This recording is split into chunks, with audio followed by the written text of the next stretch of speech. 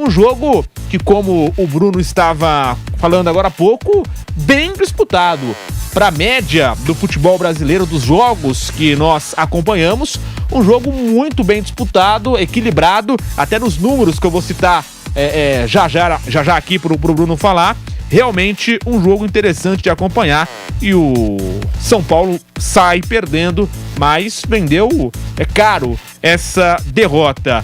Bruno Prado, os números do jogo para você também analisar. Posse de bola, 60% do São Paulo contra 40% do Cruzeiro. Grandes chances, 2 do Cruzeiro, nenhuma do São Paulo. Total de chutes, 12 do Cruzeiro, 14 do São Paulo. Tivemos também os chutes no gol, aí um número mais próximo ali, 7 do Cruzeiro e 5 do São Paulo. E ainda nessa numeração de defesas dos goleiros, tivemos 5 defesas do goleiro Cássio e 6 do goleiro Rafael. Os números comprovam, né, Bruno, esse equilíbrio e esse jogo disputado que foi Cruzeiro e São Paulo lá no Mineirão. Sim, foi um jogo equilibrado. Aconteceram momentos diferentes, né? O São Paulo faz um bom primeiro tempo, praticamente não sofre, leva algum perigo. O Cruzeiro no segundo tempo faz o gol e depois do gol o Cruzeiro teve alguns minutos em que ele teve chances de marcar o segundo, que o Rafael fez boas defesas e no final o São Paulo voltou a pressionar. O São Paulo criou oportunidades, o Cássio fez boas defesas. São Paulo muito desfalcado, né? O São Paulo com muitos problemas. O Cruzeiro com seu time mais inteiro. O favorito para o jogo era o Cruzeiro em casa, com o time mais completo ali que o São Paulo, melhor colocado no campeonato. Mas o São Paulo encarou bem, né? O São Paulo faltou mais força ofensiva, faltou mais qualidade na frente para definir, para fazer uma jogada de maior perigo, de tentar um gol. Mas não foi um jogo ruim do São Paulo. O São Paulo conseguiu ficar com a bola boa parte do tempo, conseguiu sair de trás com qualidade. Falta ali na parte final, no setor mais ofensivo, um pouco mais de agressividade, e aí os desfalques fazem muita diferença. Uma vitória do Cruzeiro, gol de falta do Matheus Pereira, talento do jogador, também teve o desvio do Alan Franco, é verdade. Cruzeiro vence, o resultado é normal, mas o São Paulo poderia ter conseguido empate.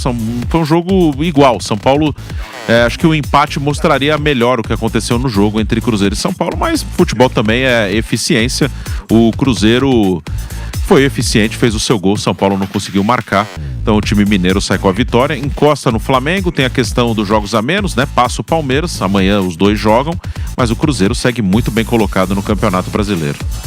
No mínimo o Cruzeiro vai brigar fortemente por uma vaga na Libertadores da América, que já é um grande feito, né? Já é um grande objetivo alcançado. O título vai depender muito de uma queda brutal do Flamengo e do Palmeiras. Essa é a verdade, até por conta dos jogos a menos, né? Porque você olhando na classificação, você vê o Cruzeiro ali no bolo com 44 pontos, 2 a menos nesse momento do que o Flamengo e 2 a mais do que o Palmeiras. Só que tem a questão dos jogos a menos, né? O Cruzeiro já fez todos os seus 22 jogos, o Flamengo tem 20, faz 21 amanhã, e o Palmeiras tem 19, faz 20 amanhã. Então, quer dizer, tem essa diferença de jogos que pode pesar. Um outro ponto também, Bruno Prado, para a gente falar desse Cruzeiro, desse São Paulo, vamos destacar bastante o jogo. O Cruzeiro também está na Copa do Brasil. Abriu uma vantagem de 2-0 do jogo de ida das quartas de final e foi, digamos assim, pelo novo calendário, foi favorecido porque a partir de agora a Copa do Brasil só será disputada depois do Brasileiro. Então o Cruzeiro tem essa vantagem também de, por exemplo, se não tivesse adiado aí a Copa do Brasil, o Cruzeiro estaria em 2 competições ao mesmo tempo. Agora não tem isso. Pode ser um fator ali a mais, um gás a mais para a equipe persistir ou lutar um pouco mais no Campeonato Brasileiro. Porque eu até falava no início, quando começou ali essa briga do Cruzeiro, eu falava, acho que o Cruzeiro não vai aguentar muito justamente por contra a Copa do Brasil, das 2 competições, em algum momento vai ter que priorizar. O que não é o caso mais agora. Com essa mudança, o Cruzeiro vai ter mais foco no Brasileirão depois da parada para a data FIFA. Isso pode dar uma equilibrada na questão também dos jogos a menos, né? Que é uma coisa desfavorável ao Cruzeiro, né? Seus principais adversários têm jogos a menos, mas o Cruzeiro vai ter um calendário mais tranquilo. O Cruzeiro vai jogar com o Atlético, o jogo de volta. A classificação está muito bem encaminhada para o Cruzeiro, então logo depois da data FIFA, o Cruzeiro já faz o jogo de volta contra o Atlético Mineiro na quinta-feira, né? A seleção joga na terça da outra semana, né? Não na próxima, na outra. E joga na Bolívia, né? Vamos ver se Fabrício Bruno e Caio Jorge voltam a tempo de jogar com o Atlético, mas a classificação está bem encaminhada, 2 gols de vantagem, vai jogar no Mineirão Cruzeiro.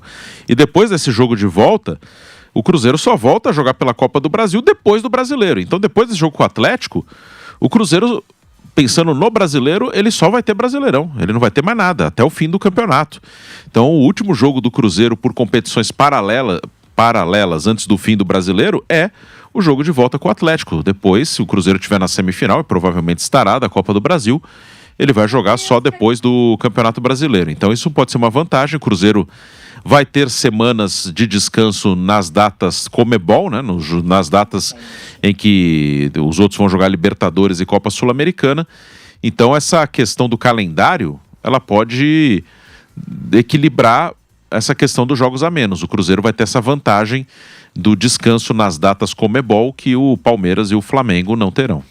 Esse é um ponto importante mesmo. E aí acaba dando uma equilibrada que pode favorecer o Cruzeiro, mas ainda assim vem atrás, né, de Flamengo e Palmeiras na disputa pelo título brasileiro por diversos fatores e a gente está comentando aqui. Agora pelo lado do São Paulo, Bruno, perde o jogo de hoje, nós destacamos que é uma derrota, dá para dizer talvez o termo aceitável, né, por vários motivos, principalmente porque fez um bom jogo, né? Jogou de forma muito, muito competente diante de um Cruzeiro que vem numa fase também muito boa. Agora, o ponto desse São Paulo, né, Bruno, é a melhora do time. Visivelmente o time melhorou bastante com a chegada do Hernan Crespo. E aí, quando tava o Zubeldia, a gente falava, tá jogando mal, mas tem muitos jogadores fora.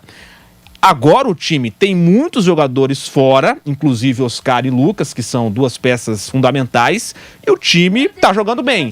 Então não tem como não elogiar esse trabalho do Crespo. Com tantos desfalques como tinha o Zubeldia, ele tá fazendo um trabalho bom. E um time que tá jogando bem hoje, por exemplo, poderia ter empatado, poderia ter vencido, né? Teve chances, os números aqui, chutes no gol, 7-5, enfim, teve chances para isso. Chama a atenção, né, Bruno? Essa melhora do São Paulo, com tantos problemas, o time vai conseguindo encontrar alternativas dentro de campo. O time tá melhor, sim. Com 3 zagueiros se encaixou melhor taticamente. A parada também, acho que foi boa para esfriar a cabeça, para retomar confiança, para sair daquela sequência ruim, né? Um jogo em cima do outro, o time mal, aí você não tem tempo de recuperar, nem fisicamente, nem mentalmente. E na troca de técnico, às vezes, também mexe um pouco com a parte emocional. Então, o São Paulo teve, sim, essa segunda parte do ano, né, pós-Mundial de Clubes, é melhor do São Paulo, um time mais consistente. No primeiro semestre, o brasileiro que destoou, é justo dizer que a campanha na Libertadores foi boa, com o Zubeldia na fase de grupos, o time invicto, classificou com muita tranquilidade, só fez uma campanha inferior ao Palmeiras na fase de grupos, mas no brasileiro estava muito mal, né? E aí o time estava correndo riscos. São Paulo chegou a ficar 1 ponto à frente só da zona de rebaixamento. São Paulo estava correndo um risco ali de brigar na parte de baixo, e aí é muito complicado. E principalmente no Morumbi. Uma derrota para o Cruzeiro no Mineirão, acho que até o São Paulo poderia ter conseguido um resultado melhor, pelo que foi o jogo, mas a derrota no Mineirão é normal. O Flamengo perdeu lá, o Palmeiras perdeu lá, é normal. O que no início do campeonato estava muito ruim era o desempenho no Morumbi. O São Paulo, na primeira metade ali, na primeira parte, né, antes da Copa do Mundo de Clubes, ele no Morumbi empatou com o Sport, empatou com o Fortaleza, perdeu do Mirassol, perdeu pro Vasco. 4 jogos no Morumbi que você não fez só 2 pontos contra Mirassol, Vasco, Fortaleza e Sport em casa, de 12 pontos, você fez só 2. É muito pouco, né? Ali que a coisa estava destoando, porque fora de casa É difícil realmente. São Paulo até teve alguns bons empates fora de casa naquela primeira parte. Ele empatou com o Atlético em Belo Horizonte, empatou com o Botafogo no Rio, que não são resultados ruins, mas beleza, vai lá e empata com o Atlético fora, empata com o Botafogo fora, mas quando vem pra casa, não ganha do Sport, não ganha do Mirassol, não ganha do Vasco, não ganha do Fortaleza, aí não adianta, aí você não sai do lugar, fica na parte de baixo. Agora o São Paulo melhorou seu desempenho, principalmente em casa, né? O São Paulo está ganhando a maior parte dos seus jogos no Morumbi e de vez em quando arruma algum ponto fora de casa que ajuda, né? Hoje poderia ter arrumado um ponto, não conseguiu, mas ok. Ganhando a maioria dos jogos em casa, São Paulo tem tudo para classificar para a Libertadores, que é o objetivo, né? Que é o que São Paulo realmente pode ambicionar no Campeonato Brasileiro. É isso, São Paulo nesse momento é o 7º colocado, 32 pontos em 22 jogos. Vai depender ali da tabela final para ver se pode abrir uma 7ª ou uma 8ª vaga, né? Mas nesse momento o São Paulo estaria fora da fase de grupos da Libertadores e até mesmo da pré-Libertadores, porque nesse momento fecharia no G6, né? Porém, tem essa possibilidade de abrir mais vagas e aí o São Paulo entraria. Mas com esse futebol que o São Paulo está jogando, ele pode terminar à frente de, por exemplo, hoje de Bahia, de Mirassol, né? Com esse futebol que o São Paulo está jogando, ele pode fazer um segundo turno melhor do que fez naquele início da primeira etapa, né? Com o Zubeldia. Hoje o São Paulo faz um futebol para brigar por G4, né, Bruno? Sim, pode brigar sim, acho que é possível. O G4 não acho que é uma coisa impossível. Na tabela ainda tem algumas coisas desfavoráveis, né? Que o São Paulo, por exemplo, tem agora 3 jogos a mais que o Mirassol, que está junto. O Fluminense também tem muitos jogos a menos. O Fluminense que está em 9º, né? O Bragantino que está em 8º tem o mesmo número de jogos. São Paulo então está realmente à frente do Bragantino, mas o Mirassol e o Fluminense têm 3 jogos a menos. Então isso ainda é desfavorável, mas a melhora de desempenho é o que ajuda, né? O São Paulo tem tudo para crescer no campeonato. Então acho que a chance de uma vaga na Libertadores é boa. E até na própria Libertadores o São Paulo está vivo, né? Uma competição de mata-mata. Não acho que é o principal favorito para ganhar a competição, mas ele está vivo. E no mata-mata as coisas ficam mais iguais. São Paulo tem um confronto duro com a LDU, não é fácil, principalmente o jogo lá de Quito, na altitude. Mas é um jogo que São Paulo está vivo, está na disputa. Se passar, pega Palmeiras ou River Plate e vai e encara. Mata-mata, as coisas ficam mais iguais. Num campeonato de pontos corridos, antes mesmo de começar o campeonato, você poderia apostar que o Palmeiras ficaria na frente do São Paulo e a chance de você ganhar essa aposta era muito grande. No mata-mata, dar um São Paulo e Palmeiras na semifinal, não é impossível o São Paulo passar. O Palmeiras até entraria como favorito, mas recentemente o São Paulo já eliminou o Palmeiras em mata-mata mais de uma vez, então na Libertadores mesmo, com essa melhora de desempenho, o São Paulo acho que pode sonhar. Não é uma coisa provável, acho que não é o mais provável São Paulo campeão da Libertadores, não é o favorito, mas pode sonhar. Acho que você está, na teoria, a 5 jogos de conquistar uma Libertadores, então também acho que dá para pensar em alguma coisa, dá para sonhar pelo menos em disputar. Para a gente falar um pouco mais do Cruzeiro e São Paulo, agora pelo lado do Cruzeiro também, Bruno, jogadores com mais participações em gols nesse Campeonato Brasileiro pós-Copa do Mundo. E aí um detalhe interessante para a dupla cruzeirense Caio Jorge e Matheus Pereira. O Caio Jorge tem 10 participações em gols depois da Copa e o Matheus Pereira 8, né? Ele que fez o gol hoje. E logo atrás o Arrascaeta do Flamengo também com 8. A dupla Caio Jorge, Matheus Pereira, mais uma vez o Matheus sendo importante nesse ataque do Cruzeiro. E o Caio Jorge que vai para a seleção, mas hoje saiu e até criou uma certa dúvida, porque ele sai no intervalo e assim, não estava sendo, né, rotina do Gabriel entrar no intervalo dos jogos, muito menos com o jogo ainda sem estar definido. Naquele momento estava 0-0. Então chamou a atenção essa mudança do Caio Jorge. Talvez na coletiva já alguém pergunte da mudança, se foi uma mudança tática mesmo, se foi uma questão física, se foi para poupar o jogador, enfim, daqui a pouquinho alguém fará essa pergunta para o Leonardo Jardim. Mas esse número, Bruno, Caio Jorge e Matheus Pereira, os melhores do Brasileirão pós-Copa do Mundo em participações de gols. Caio Jorge com 10, Matheus Pereira com 8, o Caio tem 15 gols nesse Campeonato Brasileiro e o Matheus chegou agora ao seu 5º gol. Os dois fundamentais nessa campanha do Cruzeiro, o Caio Jorge, artilheiro do campeonato, o Matheus Pereira é um jogador que participa muito, hoje fez o gol, ele tem liberdade de movimentação, ele joga solto ali por dentro, sem a bola ele não tem tantas obrigações, e com a bola ele tem liberdade de cair pelos lados, de encostar no lateral esquerdo, no lateral direito, ele tem essa movimentação mais livre no time do Cruzeiro, né? Então são dois jogadores fundamentais, são os caras que desequilibram pro Cruzeiro, são os caras diferentes do Cruzeiro, um mais com os gols e o outro com assistências, com jogadas assim, o Matheus Pereira é um jogador mais criativo, né? Um jogador que tem um passe diferente, e o Caio Jorge muito bem, muito confiante, fazendo gols. Hoje não fez um bom primeiro tempo, saiu no intervalo, né? Aí vamos ver se teve algum problema, mas estão sem dúvida entre os melhores jogadores do campeonato. Os dois estarão entre os melhores aí em todas as seleções que serão feitas de campeonato. Os dois têm que aparecer. Matheus Pereira e Caio Jorge são destaques muito grandes desse time do Cruzeiro. Até o Jardim, ele opta por dar liberdade aos dois, né? Muito de não jogarem juntos, Matheus Pereira, Caio Jorge e Gabigol, é pela estratégia do Jardim de ter deixado dois jogadores mais soltos, mais livres, e aí ele optou pelo Matheus Pereira e pelo Caio Jorge, que realmente estão melhores que o Gabigol. E agora a informação que chega sobre o Caio Jorge é que ele saiu no intervalo por conta de um desgaste muscular, mas que não gera preocupação. Então, a nossa dúvida aqui fazia sentido, né? Então ele sai no intervalo por conta de um desgaste muscular, mas não gera preocupação. E sobre o Wanderson, que também deixou o campo, ele sofreu uma pancada e será reavaliado na quarta-feira, quando o time se reapresenta. Agora tem a parada para a data FIFA, então alguns clubes vão descansar, vão ter aquela folga, vão equilibrar o calendário, porque em alguns momentos não tem folga, né? Então, quando tem a parada para a data FIFA, os clubes dão esse período de descanso para os jogadores. Então, Wanderson, essa é a informação que chega lá de Belo Horizonte. Pra gente fechar esse assunto do Cruzeiro, Bruno, elogiamos bastante o Caio e o Matheus. Agora o Gabriel Barbosa é aquela história, né? Falamos na transmissão, vale esse repeteco agora. O Gabriel realmente tá difícil de pegar uma sequência boa de jogos. Eu até vi aqui no Brasileiro, ele tem 4 gols. Ele é um dos artilheiros do Cruzeiro no Campeonato Brasileiro. O Matheus, que hoje fez o 5º, tinha 4 também, junto com o Gabriel.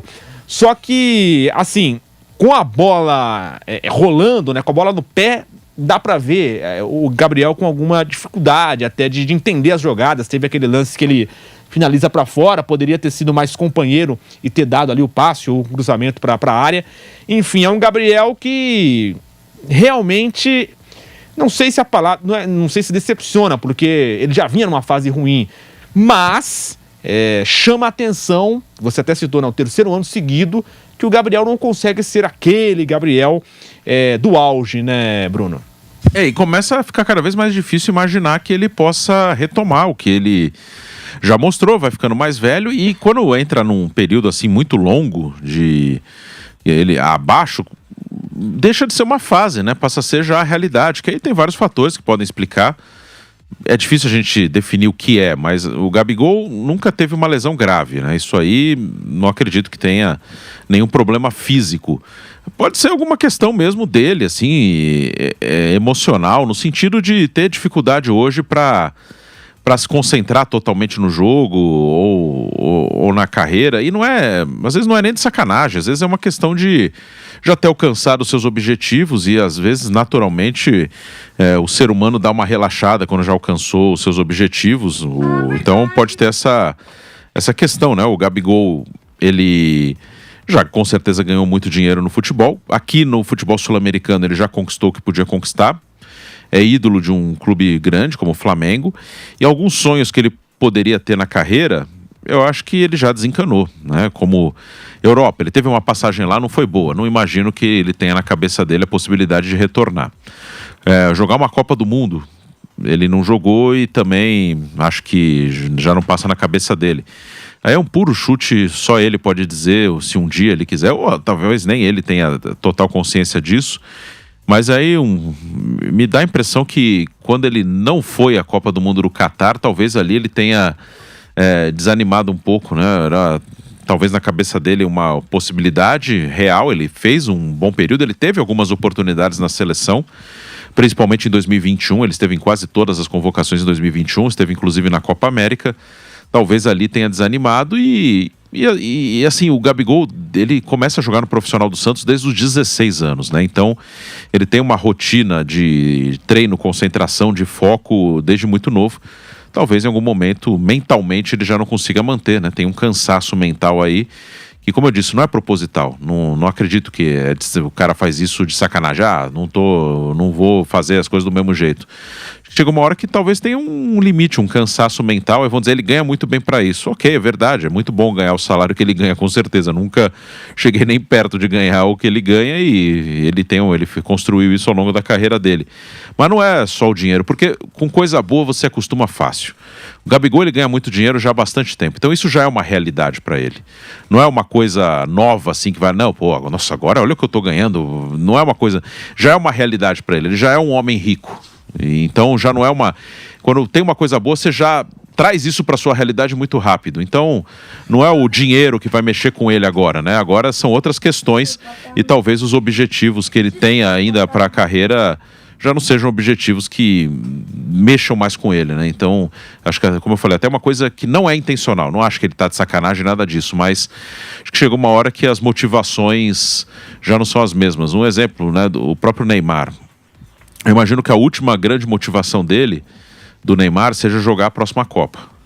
E acho que ele vai fazer o que ele pode, tem as limitações físicas dele hoje, mas ele com certeza tem muita vontade de jogar a próxima Copa. Eu não imagino, por exemplo, o Neymar conseguir manter assim, algum foco, uma concentração total depois da Copa. Isso que eu ia falar, por exemplo, né? assim, ele arrebenta na Copa, um exemplo, arrebenta na Copa, ou campeão ou não, né? Mas arrebenta na Copa e tal, destaque, mas aí ele volta pro futebol brasileiro sem essa motivação. Sim, mesmo, né? que ele, se ele conseguir fazer uma boa Copa, campeão, ele faz o gol do título, acho que aí seria assim o último brilho. Não, beleza, eu consegui o que eu queria.